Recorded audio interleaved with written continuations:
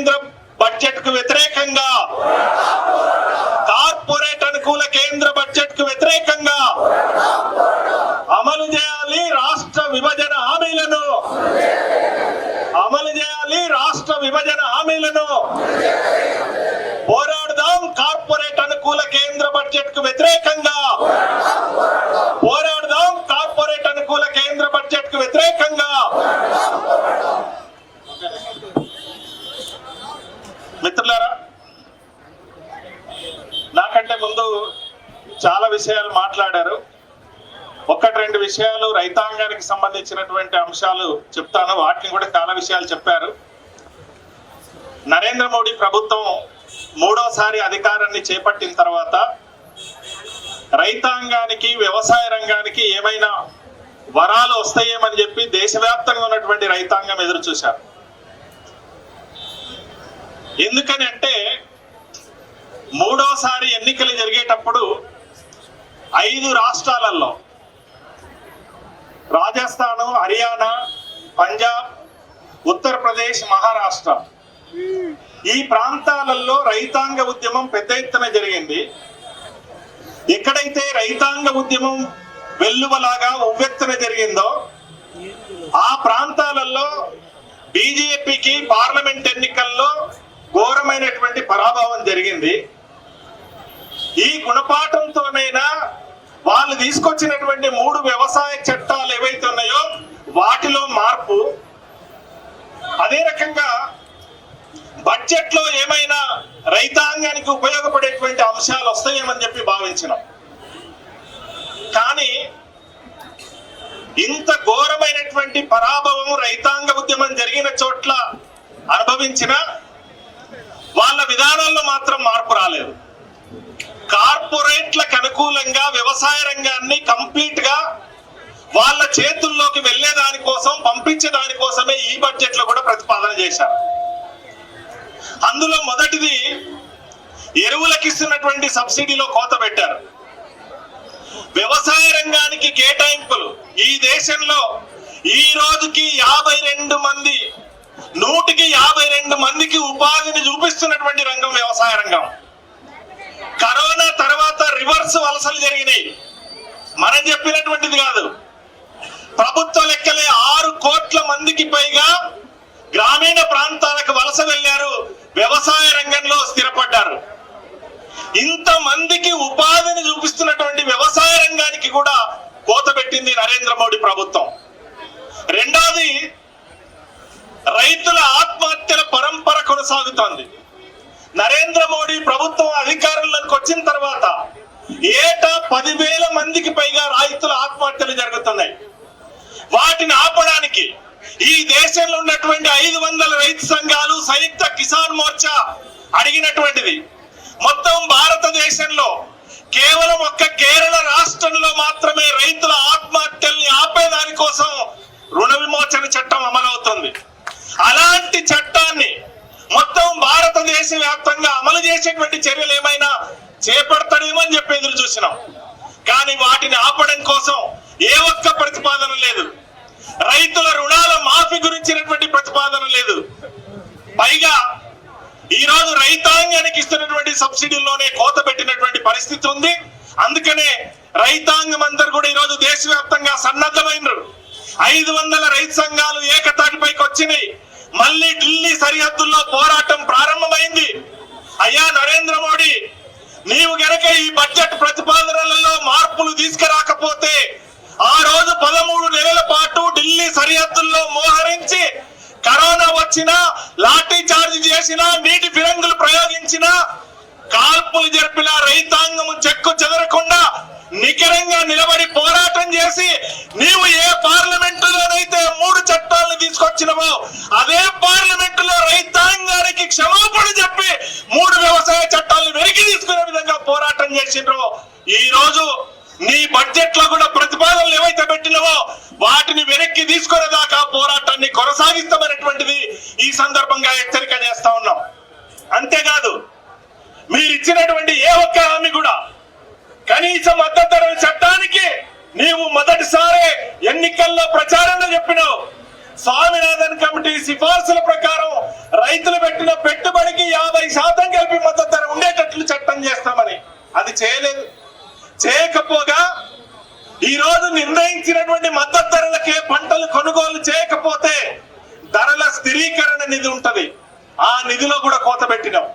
అంతేకాదు ఈ రోజు రైతాంగానికి ఇచ్చినటువంటి ఏ ఒక్క హామీలో ప్రధానమంత్రి కిసాన్ సమ్మాన్ దాని నిధులు పెంచేటువంటి ప్రయత్నం చేయలేదు.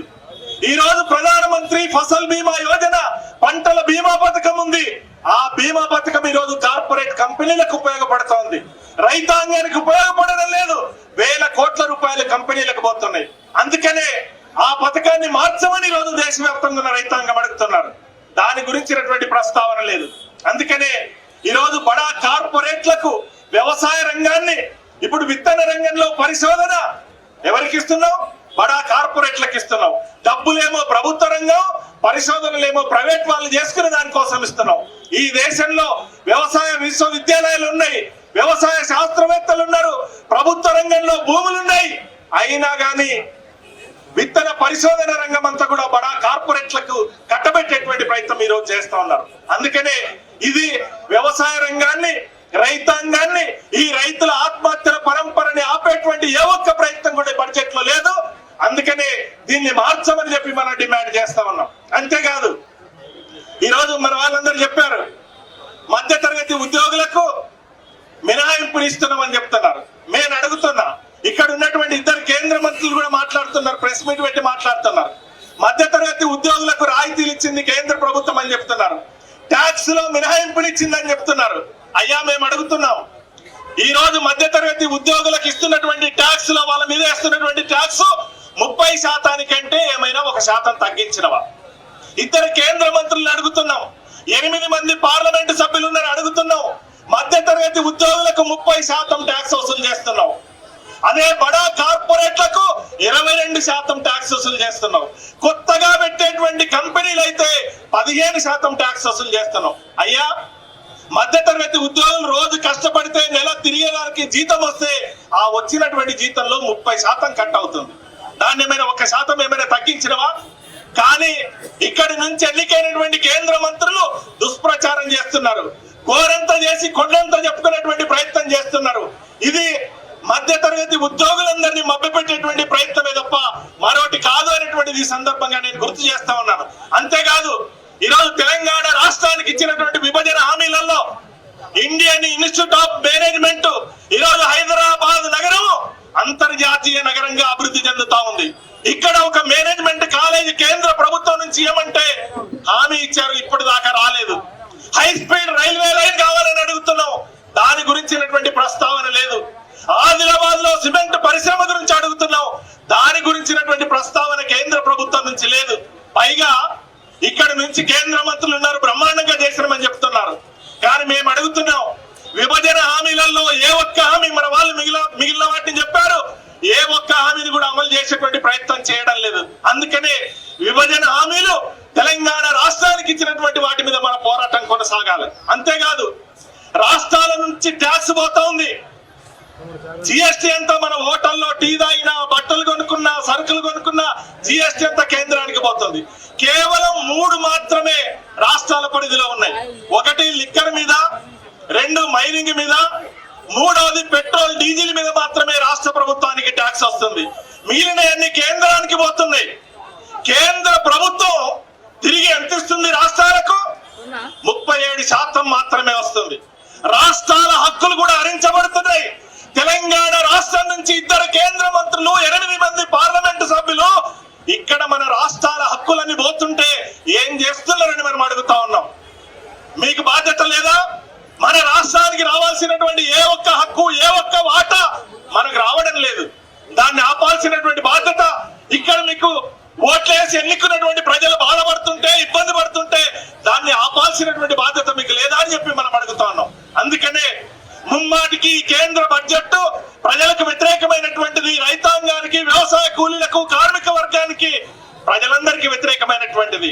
అందుకనే రేపు రాబోయేటువంటి కాలంలో ఈ మహాధరణ తర్వాత తెలంగాణ రాష్ట్ర వ్యాప్తంగా గ్రామాన మనం ప్రచారం చేసి చేసే దానికోసం సన్నద్ధమవుదామని చెప్పి ఈ సందర్భంగా మీకందరికి నేను విజ్ఞప్తి చేస్తున్నా.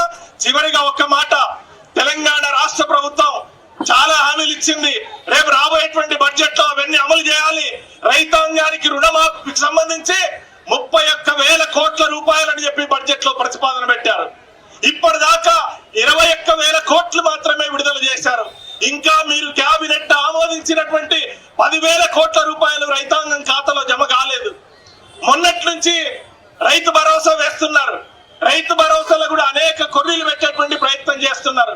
మీరు పెంచుతామన్నటువంటి పంటకు ఎకరానికి 7,500 రూపాయలు వేయడం లేదు, దాన్ని కోత పెట్టారు. దాన్ని పెంచాలి.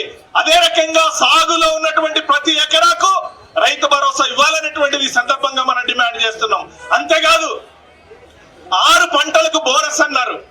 6 పంటల్లో కేవలం వరిలో సన్నధాన్యానికి మాత్రమే బోనస్ ఇస్తా ఉన్నారు. మిగిలిన దొడ్డు ధాన్యానికి బోనస్ లేదు. మిగిలిన 6 పంటలు బోనస్ లేదు. పత్తికి బోనస్ అన్నారు, మొక్కజొన్నకు బోనస్ అన్నారు, సోయాకు బోనస్ అన్నారు, కందులకు బోనస్ అన్నారు, ఎర్రజొన్నలకు బోనస్ అన్నారు. వాటి గురించినటువంటి ప్రస్తావన లేదు. అదే రకంగా 4 పంటలకు మేమే మద్దతు ధర అమలు చేస్తామని చెప్పి ఎన్నికల మేనిఫెస్టోలో హామీ ఇచ్చారు. మిర్చికి, చెరుకుకు, పసుపుకు, జొన్నలకు మీరు హామీ ఇచ్చారు. వాటి గురించినటువంటి ప్రస్తావన లేదు. కాబట్టి మీరు ఎన్నికల్లో ఇచ్చినటువంటి వాగ్దానాలు ఏవైతున్నావో వాటన్నింటినీ అమలు చేయాలి ఈ రాష్ట్ర ప్రభుత్వం. లేకపోతే ఖచ్చితంగా రైతాంగం తిరగబడతారు. తగిన మూల్యాన్ని చెల్లించుకోవడానికి కూడా మీరు సన్నద్ధంగా ఉండాలని చెప్పి, అమలు చేయకపోతే ఆ మూల్యాన్ని చెల్లించుకోవడానికి కూడా మీరు సన్నద్ధంగా ఉండాలని చెప్పి ఈ మహాధర్నా సందర్భంగా రాష్ట్ర ప్రభుత్వానికి కూడా తెలియజేస్తూ, నాకు ఈ అవకాశం ఇచ్చిన అధ్యక్ష వర్గానికి పేరు పేరున ధన్యవాదాలు తెలియజేస్తూ నమస్కారం.